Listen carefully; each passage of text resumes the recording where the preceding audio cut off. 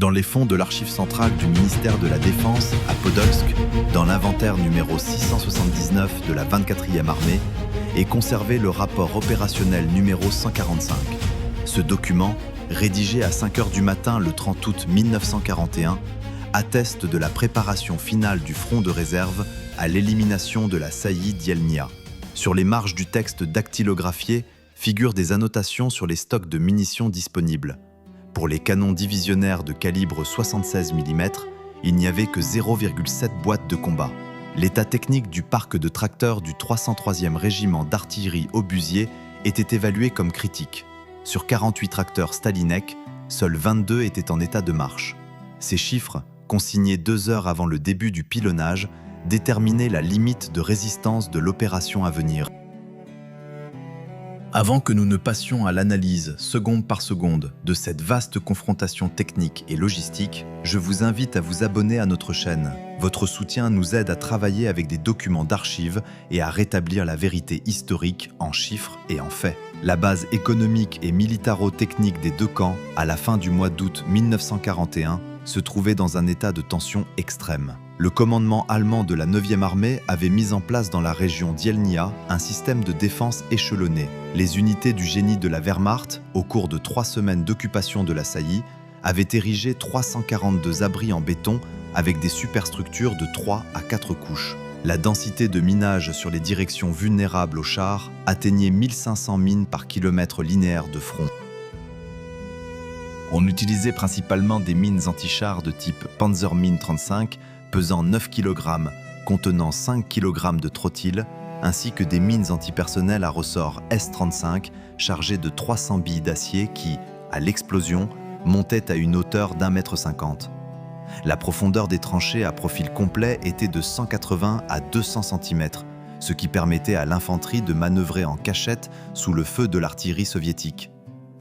Le commandant de la 24e armée, le général-major Konstantin Ivanovitch Rakoutine, avait pris le commandement dans des conditions extrêmement difficiles. Selon sa fiche d'évaluation de 1940, Rakoutine était décrit comme un commandant volontaire avec une expérience aux frontières, enclin à une discipline rigoureuse et à une planification détaillée. Cependant, son état-major faisait face à une pénurie d'officiers qualifiés au niveau opérationnel. 42% des postes étaient occupés par des spécialistes civils rappelés de la réserve, sans expérience de commandement de grandes unités en offensive.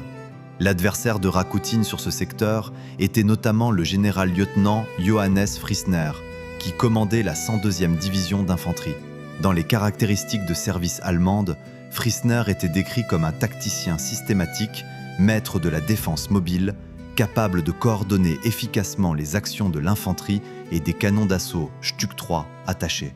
L'affrontement technique entre les deux camps était en grande partie déterminé par les systèmes d'artillerie. Du côté soviétique, on s'appuyait sur le canon divisionnaire de 76 mm modèle 1939 USV. Sa masse en combat était de 1485 kg. L'obus éclafusant pesant 6,2 de kg avait une vitesse initiale de 680 mètres par seconde. La portée maximale atteignait 13 290 mètres. Son principal adversaire était la lourde obusier de campagne allemande de 10 cm et demi, le FH-18. Elle pesait 1985 kg, tirait un obus de 14,8 de kg à une vitesse initiale de 470 mètres par seconde sur une distance de 10 675 mètres. Le canon soviétique surpassait le canon allemand en mobilité et en portée, mais cédait en masse du tir par seconde et en puissance destructrice du projectile, ce qui rendait la lutte contre les casemates en béton extrêmement difficile. Le soutien aérien de l'opération était assuré par la 43e division aérienne sous le commandement du général-major Zakharov. Au 30 août, il y avait en service 98 avions en état de vol, dont 42 étaient des chasseurs des types 1-16 et 1-153, et les autres des bombardiers et des avions d'assaut.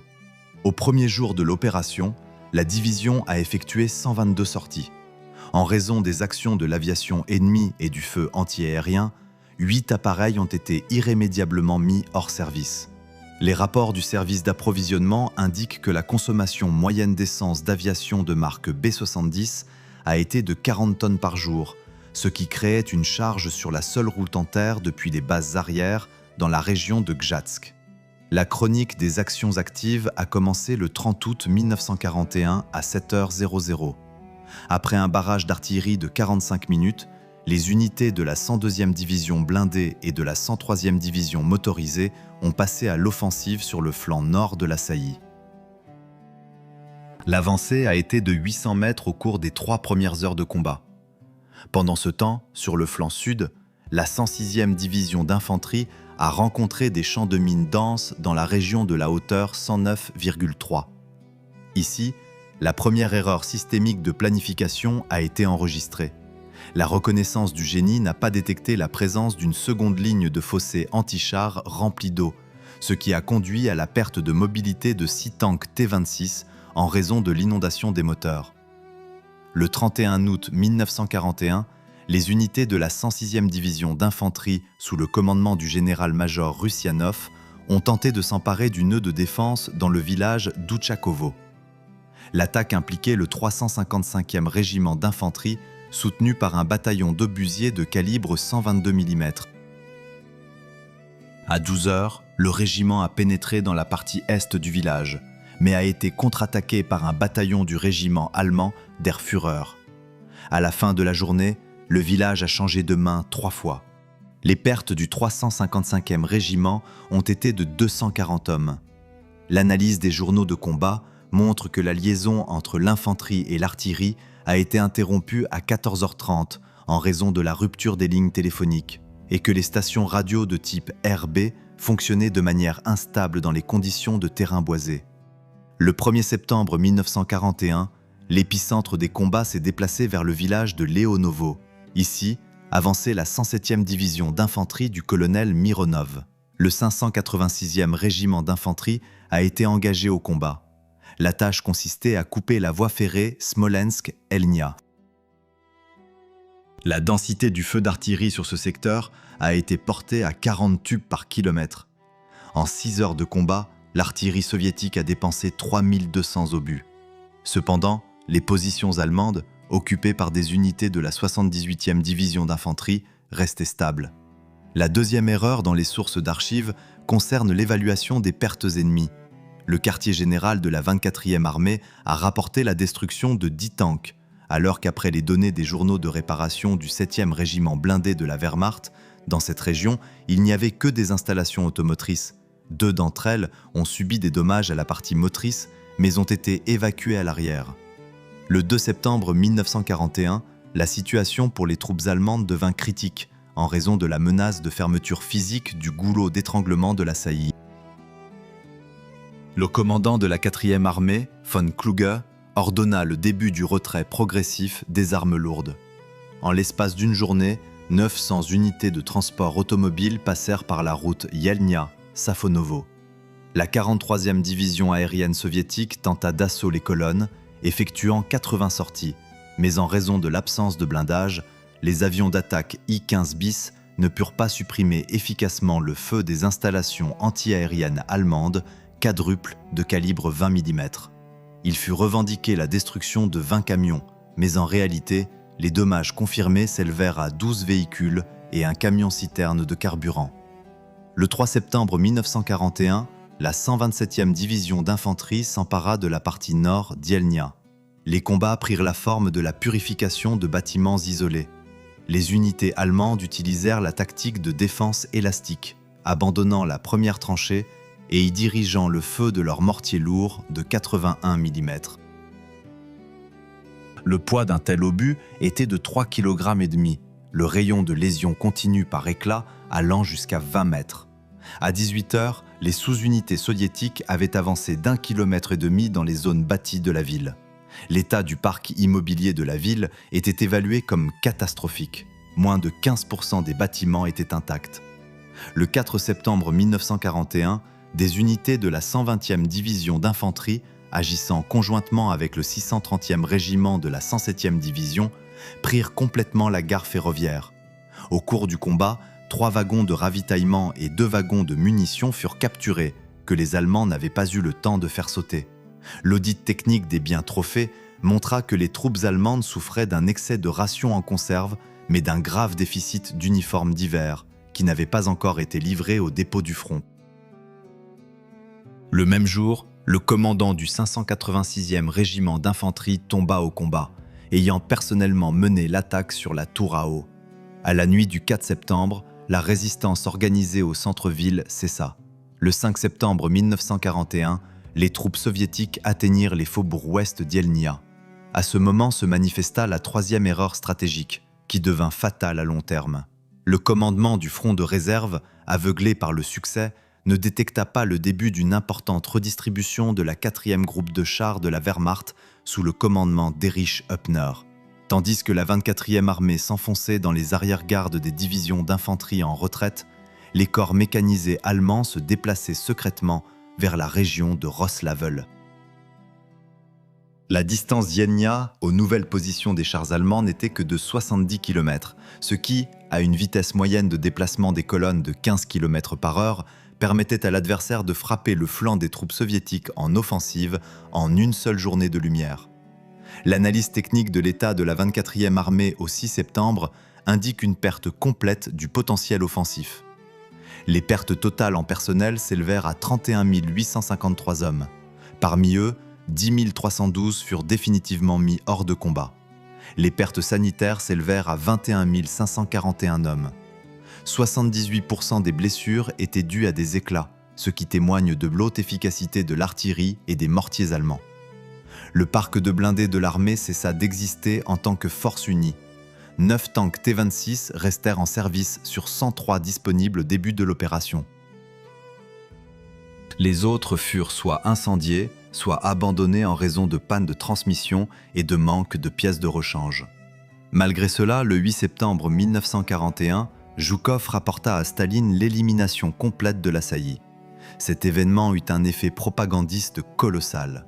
Apparurent les premières divisions de la garde, dont le personnel reçut une solde monétaire augmentée et le droit à des insignes d'honneur spéciaux. Cependant, la logique sèche des chiffres dit autre chose. La configuration stratégique du front ne s'améliora pas. Les troupes soviétiques occupèrent une plaine basse, qui était battue par le feu des nouvelles positions allemandes sur les hauteurs à l'ouest de la ville. Les lignes de communication et les voies d'approvisionnement se trouvèrent étirées sur un terrain marécageux de 30 à 40 km de plus qu'auparavant. Un audit critique de l'opération, à travers le prisme du règlement du service de campagne de 1939, montre que l'objectif principal, l'encerclement et la destruction des forces vives de l'ennemi, n'a pas été atteint. Le commandement allemand conserva le noyau de ses divisions cadres, y compris la 102e, la 137e et la 263e division d'infanterie. Les pertes de la Wehrmacht en effectif s'élevèrent à 8 932 hommes, ce qui est 3,5 fois moins que les pertes soviétiques. L'équilibre logistique était également en faveur des défenseurs. Les Allemands dépensèrent 2 fois moins de munitions par soldat ennemi mis hors de combat. Dans la seconde moitié de septembre 1941, commença la concentration des forces pour l'opération Typhon. La 4e groupe blindée de Hübner déploya son quartier général dans la région de Roslavel. Elle comprenait les 40, 46 et 57 corps motorisés.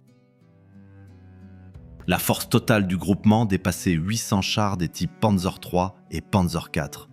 La 3e groupe blindée de Hermann Hoth se concentra plus au nord, dans la région de Doukovchina, disposant des états-majors des 39e et 57e corps. L'état-major de la 4e armée de campagne de von Kluge se déplaça dans la région de Spaz-Demensk. Ainsi, le groupement soviétique d'Yelnya se trouva pris entre deux puissantes pinces mécanisées dont le renseignement du front n'avait que des informations fragmentaires sur l'existence. L'offensive de la Wehrmacht du 2 octobre 1941 révéla toutes les conséquences de la victoire de Pyrrhus sous Yelnya. Les unités épuisées de la 24e armée n'avaient pas de profondeur défensive.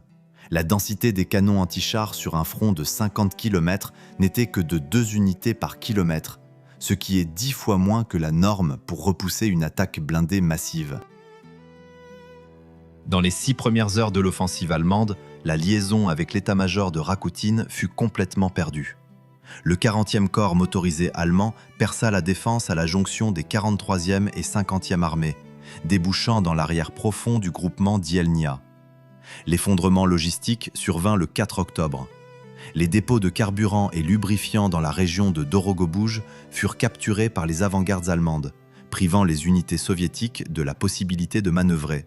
Les voies de retraite vers l'est furent coupées au 5 octobre dans la région de Vyazma.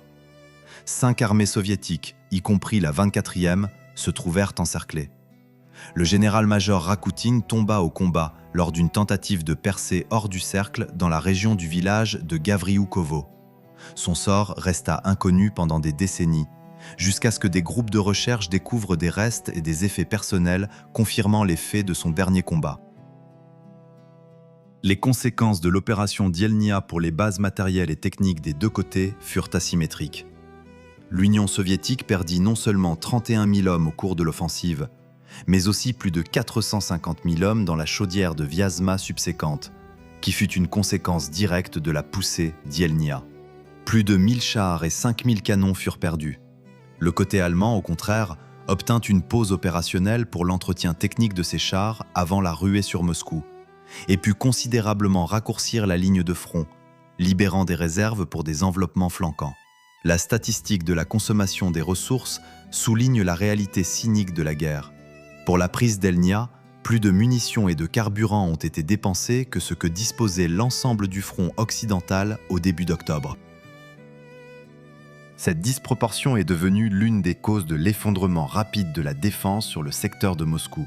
Les rapports triomphaux sur la première victoire ont masqué une crise systémique de commandement et d'approvisionnement, qui a conduit à une catastrophe imminente. L'avantage politique de la création de la garde a été acheté au prix d'une myopie stratégique. Le bilan sec des événements d'Ielnia est le suivant. Un territoire de 500 km², remis sous le contrôle de Moscou en septembre, a été de nouveau occupé par l'adversaire en 48 heures après le début de l'opération Typhoon. Les ressources humaines et techniques investies dans cette avancée n'ont pu être reconstituées dans les plus brefs délais. L'expérience d'Ielnia est devenue une leçon amère.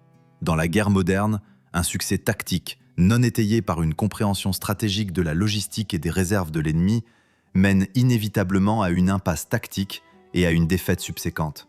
La reconstruction détaillée des événements, basée sur les journaux des opérations de combat et les rapports d'approvisionnement, permet de conclure.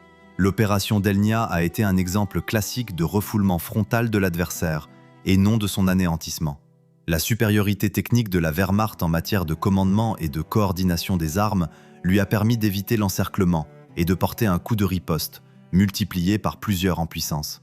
L'histoire de ces 30 jours d'août et de septembre 1941 reste dans les archives comme un monument au courage des soldats et, simultanément, comme un document fixant le coût élevé des erreurs de commandement du haut état-major.